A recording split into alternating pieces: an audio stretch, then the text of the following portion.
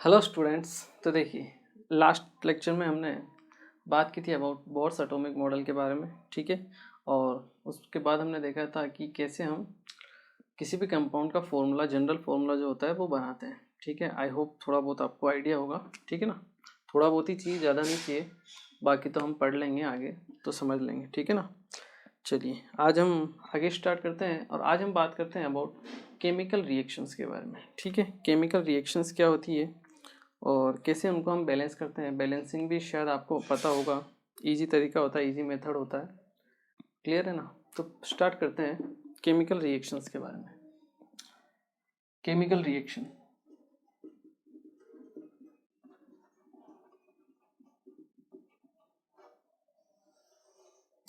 देखिए chemical reactions क्या होती है। केमिकल रिएक्शंस में होता क्या है आखिरकार, अगर हम देखें ए और बी आपस में रिएक्शन करते हैं और कुछ प्रोडक्ट सी बनाते हैं, या हो सकता है एक से ज़्यादा भी प्रोडक्ट बना सकते हैं सी प्लस डी, उसमें कोई रेस्ट्रिक्शन नहीं है, ठीक है। कितने भी रिएक्टेंट हो सकते हैं, कितने भी प्रोडक्ट आपके हो सकते हैं, क्लियर है। तो ए और बी आपस में मिलके क्या फॉर्म करते हैं, सी फॉर्म करते हैं। ये जो रहते हैं आपके लेफ्ट साइड में, इनको हम बोलते हैं रिएक्टेंट। क्या बोलते हैं, रिएक्टेंट, जो रिएक्शन करते हैं। और जो आपका एरो के आगे वाला पार्ट होता है राइट हैंड साइड में, उसको हम क्या बोलते हैं, आपका प्रोडक्ट बोलते हैं, ठीक है ना।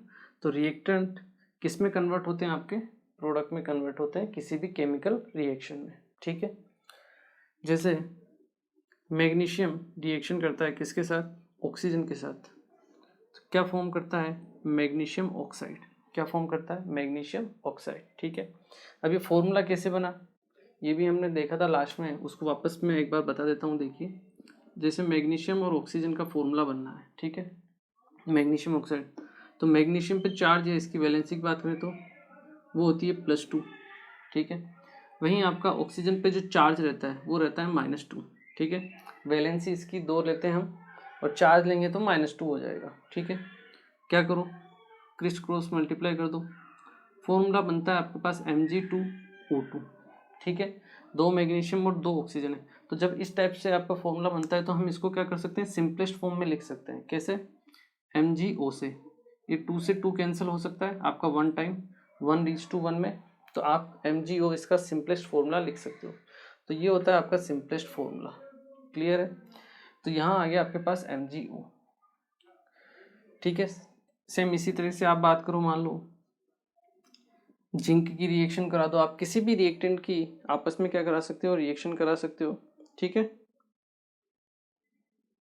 जिंक की रिएक्शन हमने करवा दी मान लो H2SO4 के साथ, ठीक है।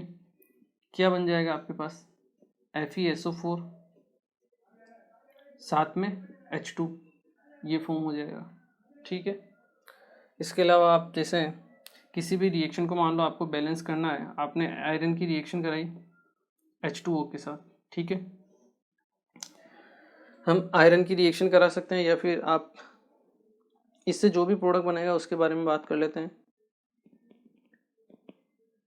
ठीक है ना। आयरन की रिएक्शन करें हमने वाटर के साथ, मान लो इससे प्रोडक्ट बनता है आपका Fe2O3 + H2, ठीक है। अगर आपको बैलेंस करना है तो आप यहाँ बैलेंसिंग भी कर सकते हो, ठीक है। जैसे यहाँ पर Mg एक था लेफ्ट साइड में, यहाँ पर भी एक है राइट साइड में, ऑक्सीजन यहाँ पे 2 हैं, यहाँ पे एक ही है। तो आप क्या करो, इसको हाफ से मल्टीप्लाई कर दो, तो हाफ इंटू 2 कितना होगा 1, तो इधर भी 1 ऑक्सीजन या इधर भी 1 oxygen.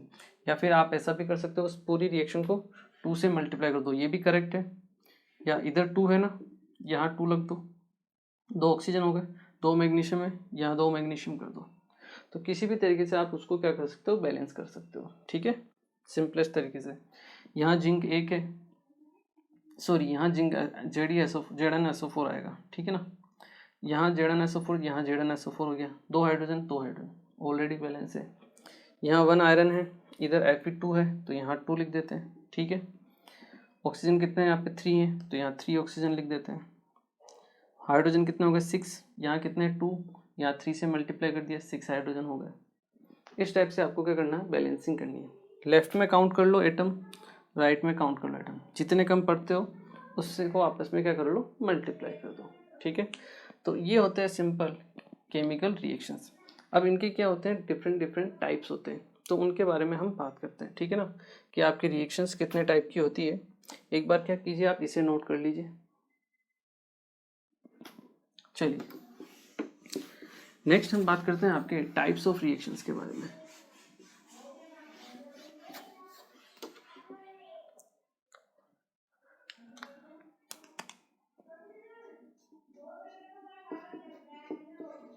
Types of reaction,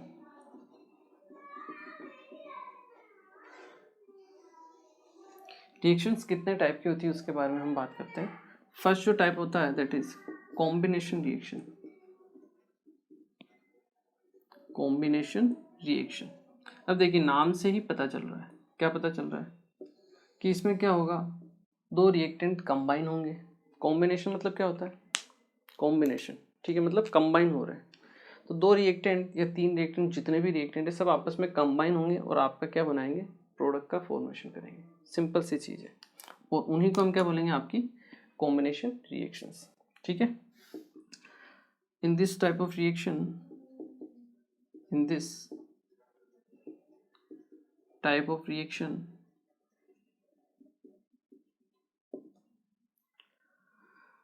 two or more reactant combine to form a product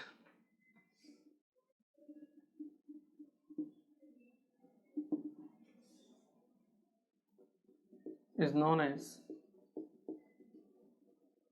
combination reaction।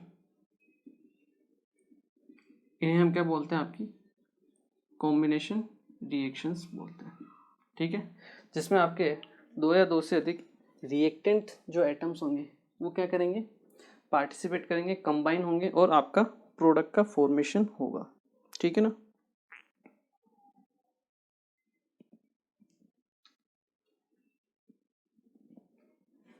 जैसे अगर हम देखें कार्बन प्लस O2 आपस में मिक्स करके क्या बनाएंगे, CO2 बनाएंगे।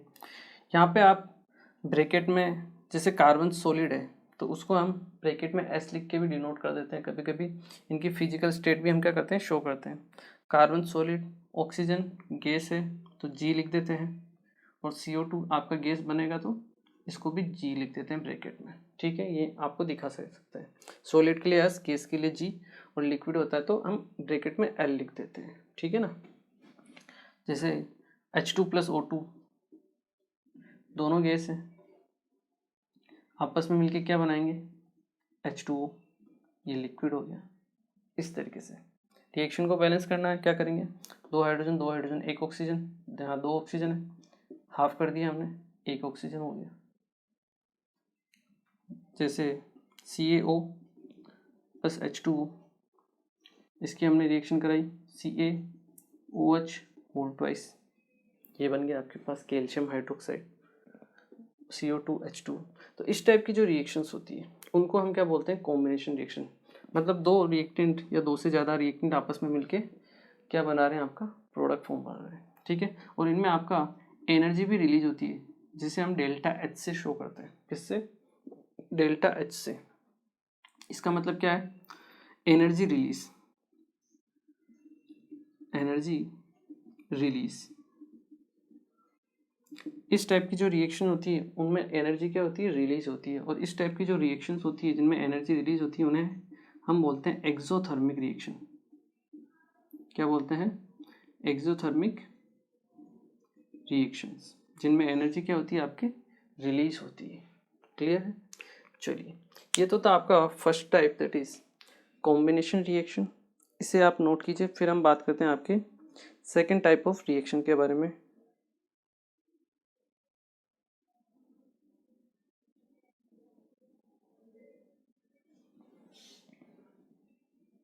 चलिए नेक्स्ट हम बात करते हैं सेकेंड टाइप ऑफ रिएक्शन के बारे में।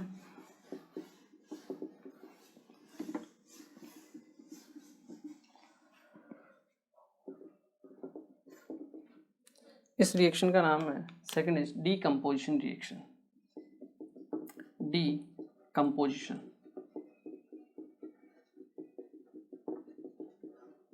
Decomposition reaction. देखिए डीकम्पोजिशन रिएक्शन जैसे कॉम्बिनेशन थी, दो आपस में मिलके कंबाइन हो रहे थे, वो कॉम्बिनेशन थी। डीकम्पोजिशन मतलब एक क्या होगा, ब्रेक हो जाएगा एक से ज़्यादा में प्रोडक्ट में, उसे हम क्या बोलेंगे, आपका डीकम्पोजिशन, मतलब डीकम्पोज हो जाएगा, ब्रेक हो जाएगा। ठीक है। when the reactant molecule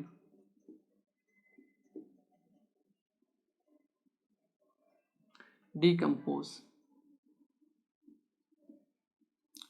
means break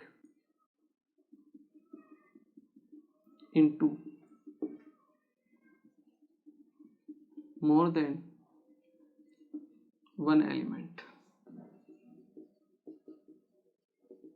या फिर मोर देन वन प्रोडक्ट भी आप बोल सकते हो। ठीक है ना, क्योंकि रिएक्टेंट से आपका क्या बनेगा, प्रोडक्ट ही बनेगा, इज नोन एज डीकम्पोजिशन।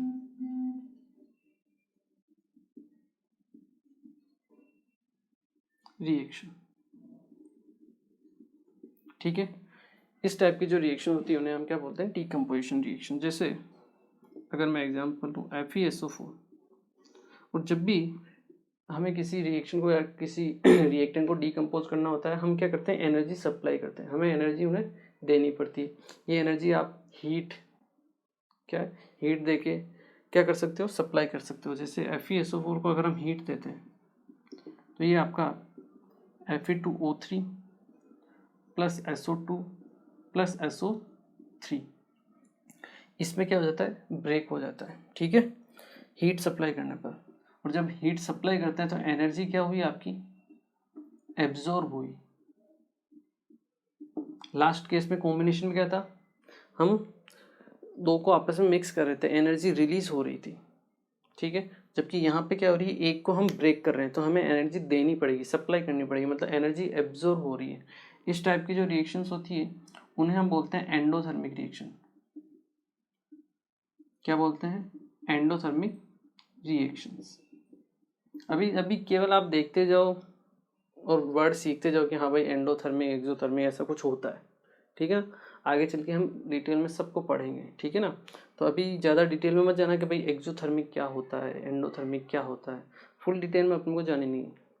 हाँ, energy release exothermic, energy absorb endothermic, बस सिंपल इतना ही ध्यान रखना है, आगे कोई ज़रूरत नहीं है अपने को। ठीक है ना, आगे हम सब इनको पढ़ने ही वाले हैं। तो FeSO4 को हीट किया तो Fe2O3 plus SO2 plus SO3 gas में कन्वर्ट हो गया। रिएक्शन को बैलेंस करना है, दो सल्फर है, यहाँ दो सल्फर लिख दो, दो आयरन, ऑक्सीजन 8 है, यहाँ 3 + 2 5 + 3 8, ऑक्सीजन 8 है, मतलब ये आपकी रिएक्शन क्या हो चुकी है, बैलेंस हो चुकी है। ठीक है, ऐसे ही अगर आप CaCO3 को हीट करो, कभी कभी हीट लिख देते हैं या कभी कभी ऐसे डेल्टा साइन भी दे देते हैं। कैसा साइन, डेल्टा साइन, इसका मीनिंग भी यही होता है, हीट। आगे आप पढ़ोगे, ठीक है ना, डेल्टा साइन दे देते हैं मतलब हीट कर रहे हैं। तो ये किस में ब्रेक होगा, CaO solid plus CO2 gas के अंदर ब्रेक हो जाएगा। इसमें भी एनर्जी क्या होगी, एब्जॉर्ब होगी, हमें देनी पड़ेगी। ये सब आपके जो भी सब एंडोथर्मिक रिएक्शंस की कैटेगरी में ही आती है। जैसे AgCl है, इसको हमने सनलाइट दिया, सनलाइट मीन्स एनर्जी, हीट ही एक तरह से एनर्जी है। इसको जब हम एनर्जी देंगे तो ये Ag सॉलिड और Cl2 गैस बना लेगा। रिएक्शन को आप बैलेंस कर सकते हो। ठीक है, तो ये एक से किस में डीकम्पोज हो रहा है, दो प्रोडक्ट में। ठीक है, दो से ज़्यादा में भी हो सकता है। तो इस टाइप की जो रिएक्शंस होती है उन्हें हम क्या बोलते हैं, आपकी डीकम्पोजिशन रिएक्शन। ठीक है, आई होप क्लियर हुआ होगा। सब में क्या होती है, एनर्जी हमें सप्लाई करनी पड़ती है, क्योंकि भैया किसी को ब्रेक करना है इस तरीके से तो हमें एनर्जी तो देनी ही पड़ेगी ना, बिना एनर्जी दिए तो ब्रेक होगा नहीं। ठीक है ना, इसलिए एनर्जी एब्जॉर्ब होगी और एंडोथर्मिक आपकी ये रिएक्शंस होगी। क्लियर है, चलिए इसे नोट कीजिए। फिर हम थर्ड टाइप की रिएक्शन के बारे में बात करते हैं। चलिए नेक्स्ट हम थर्ड टाइप की रिएक्शन के बारे में बात करते हैं।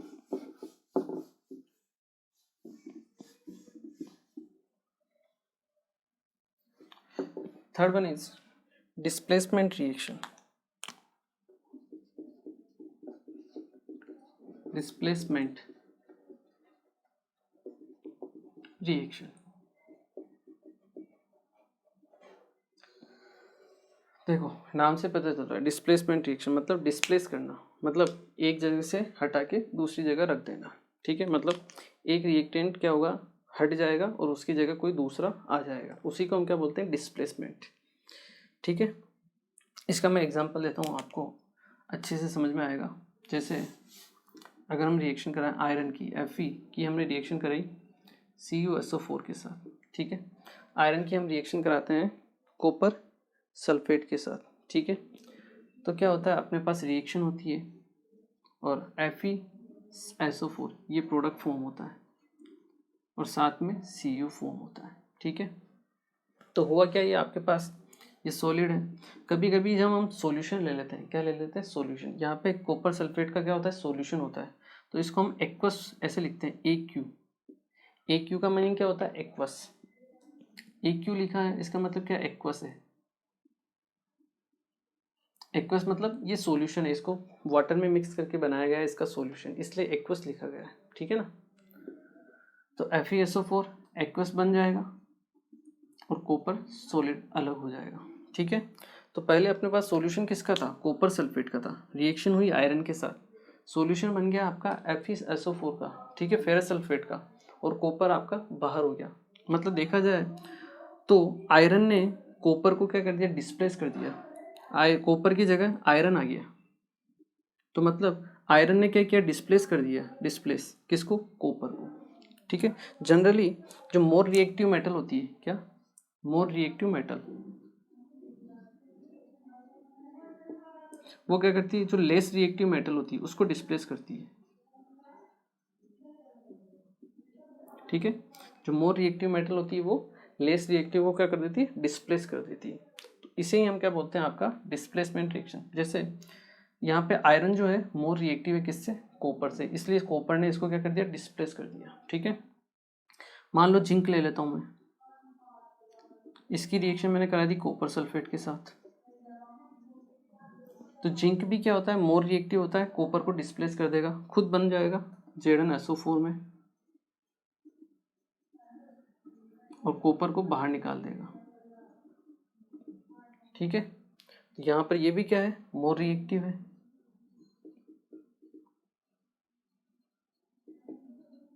ये क्या है आपका, लेस रिएक्टिव।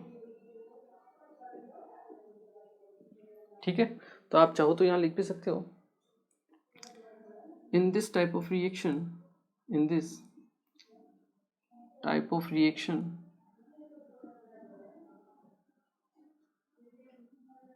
ए मोर रिएक्टिव मेटल, मेटल या फिर एलिमेंट आप बोल सकते हो, मेटल डिस्प्लेस दी लेस रिएक्टिव मेटल।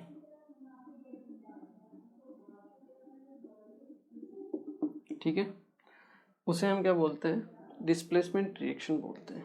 क्लियर है, सिंपल है। आपको देखो केवल मीनिंग पता होना चाहिए, मैं पहले ही बोल रहा हूँ कि हाँ डिस्प्लेसमेंट है, मतलब डिस्प्लेसमेंट में ये होता है। अभी कैसे होता है, कैसे प्रोडक्ट फॉर्म होते हैं, वो हेडेक नहीं लेना है अभी आपको, कि ये कैसे रिएक्शन किया, ये क्या बना, क्यों बना, कैसे बना, इस चीज़ की टेंशन लेना ही नहीं है अपने को। ये बन गया, ये ऐसा हो गया, ये रिएक्शन होती है, बस बात खत्म। ज़्यादा सोचने वाली बात नहीं, क्योंकि ये सब पूरा 11th और 12th में आपका क्या होगा, रिपीट होगा, फुल डिटेल में होगा। ठीक है ना, तो वहाँ आप इसको अच्छे से समझ पाओगे। क्लियर है, तो इस टाइप की जो रिएक्शंस होती है उन्हें हम क्या बोलते हैं, आपका डिस्प्लेसमेंट रिएक्शन। अब तो अभी को नाम सीखो, टर्म को समझो कि अच्छा डिस्प्लेसमेंट रिएक्शन है। इसमें होता क्या है, एक मेटल दूसरे मेटल को रिप्लेस कर देती है, जो मोर रिएक्टिव होती है वो लेस रिएक्टिव को क्या कर देती है, डिस्प्लेस कर देती है। बस इतना सा आपको समझना है और कुछ ज़्यादा समझने की ज़रूरत नहीं है। क्लियर है ना, बस ये एग्जांपल आपको समझ में आ जाना चाहिए कि अच्छा ऐसे हो रहा है। क्लियर है ना, चलिए इसे आप नोट कर लीजिए। फिर हम बात करते हैं अपना एक और टाइप का रिएक्शन होती है, उसके बारे में भी हम बात कर लेते हैं। चलिए एक और लास्ट टाइप की रिएक्शन है, उसके बारे में भी हम बात कर लेते हैं। ठीक है, इसे हम बोलते हैं आपका double displacement reaction. Fourth type है that is double displacement reaction.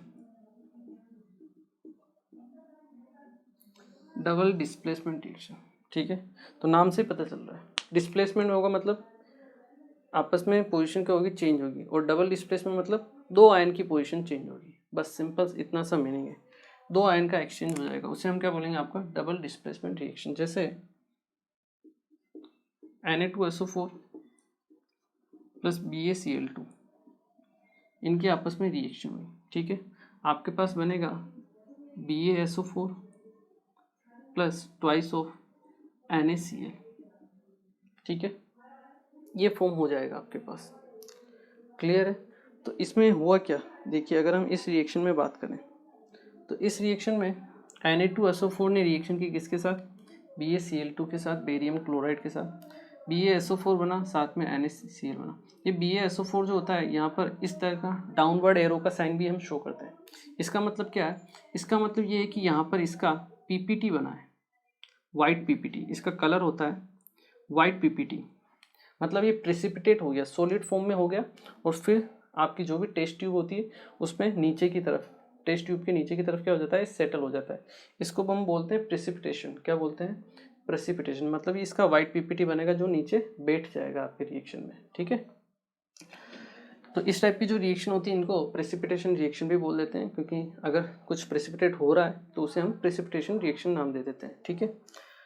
चलिए, तो इसमें हो क्या रहा है, Na सोडियम पहले सल्फेट के साथ था, बाद में किसके साथ है, क्लोरीन के साथ है। सेम इसी तरीके से बेरियम पहले क्लोरीन के साथ था, बाद में किसके साथ है, सल्फेट के साथ है। सेम इसी तरीके से सल्फेट पहले सोडियम के साथ था, फिर बेरियम के साथ है, और जो आपका बेरियम पहले क्लोरीन के साथ था वो अभी सल्फेट के साथ है। इसका मतलब क्या है, इसका मतलब आयंस क्या कर रहे हैं, अपनी पोजीशन को एक्सचेंज कर रहे हैं, बस सिंपल। इसे ही हम क्या बोलते हैं, डबल डिस्प्लेसमेंट रिएक्शन। मतलब जो केटायन है उसने भी अपनी पोजीशन चेंज की, और जो एनायन है उसने भी अपनी पोजीशन क्या की, चेंज की। बस इसी को हम क्या बोलते हैं, आपका डबल डिस्प्लेसमेंट रिएक्शन, ठीक है। तो इसको हम ऐसे भी लिख सकते हैं कि in this reaction, in this type of reaction, the exchange of ions, the exchange of ions, ions मतलब केटायन और एनायन दोनों, ठीक है, exchange of ions between reactant, in this type of reaction the exchange of ions between reactant molecule is occur, occur means happen, ठीक है, होता है। तो इस टाइप की जो रिएक्शंस होती है उन्हें हम क्या बोलते हैं, आपकी डबल डिस्प्लेसमेंट रिएक्शन, ठीक है। रिएक्टेंट मॉलिक्यूल्स के बीच में क्या होता है, उनके आयन का एक्सचेंज होता है, ठीक है। In this type of reaction the exchange of ions between reactant molecule is occur या हैपन, ठीक है। तो इसे हम बोलते हैं आपकी डबल डिस्प्लेसमेंट रिएक्शन। क्लियर है? चलिए इसे नोट कीजिए। फिर हम बात करते हैं आपके ऑक्सीडेशन और रिडक्शन के बारे में, कि ऑक्सीडेशन क्या होता है और रिडक्शन क्या होता है। चलिए नेक्स्ट हम बात करते हैं अबाउट ऑक्सीडेशन एंड रिडक्शन के बारे में।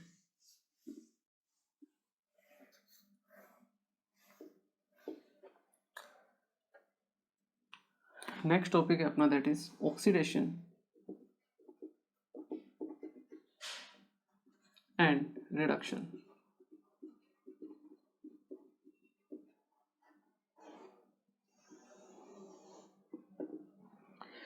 तो देखिए ऑक्सीडेशन और रिडक्शन के बारे में जनरल बातें करते हैं, ठीक है ना। क्या होता है ऑक्सीडेशन, क्या होता है आपका रिडक्शन। फुल डिटेल में तो हम 11th क्लास में ही पढ़ेंगे अपने इसको, अभी थोड़ा सा हम जनरल इसका ले लेते हैं इंटरव्यू। तो देखिए ऑक्सीडेशन का मतलब क्या होता है, loss of electron. Simple word में कहें, लॉस ऑफ इलेक्ट्रॉन,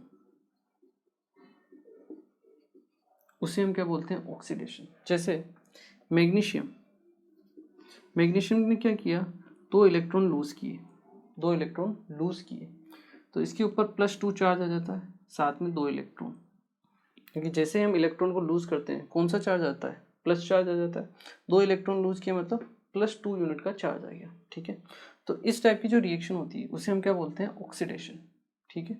इसका जस्ट रिवर्स क्या हो जाएगा, reduction, that is gain of electron, उसे हम क्या बोलेंगे, आपका रिडक्शन, ठीक है। जस्ट इसका रिवर्स कर दो रिएक्शन का, वो हो जाएगा रिडक्शन। लॉस ऑफ हाइड्रोजन, इसे हम क्या बोलते हैं, ऑक्सीडेशन। जैसे H2, ठीक है, H2 ब्रेक हुआ आपके H2+O2 में, वाटर में से H2 अलग हो गया, ठीक है। तो इस प्रोसेस को हम क्या बोलते हैं, ऑक्सीडेशन, क्या बोलते हैं, ऑक्सीडेशन। सेम इसी तरह के इसका अपोजिट क्या होगा आपका, गेन ऑफ हाइड्रोजन, उसे हम क्या बोलेंगे, आपका रिडक्शन, ठीक है। इसी तरह से अगर हम देखें तो गेन ऑफ ऑक्सीजन, उसे हम क्या बोलते हैं, ऑक्सीडेशन, ठीक है।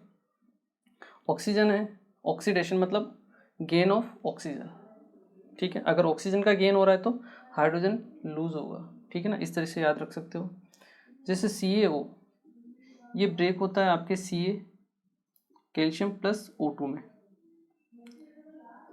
Ca+O2, ठीक है ना, ये बनाता है आपके पास CaO, ठीक है।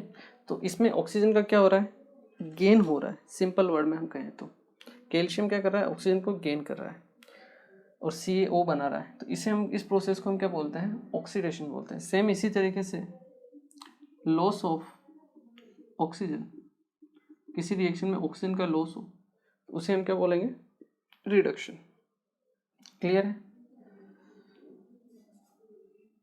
तो ये होता है आपके पास ऑक्सीडेशन और रिडक्शन का सिंपल मीनिंग या सिंपल अर्थ जो होता है, ठीक है।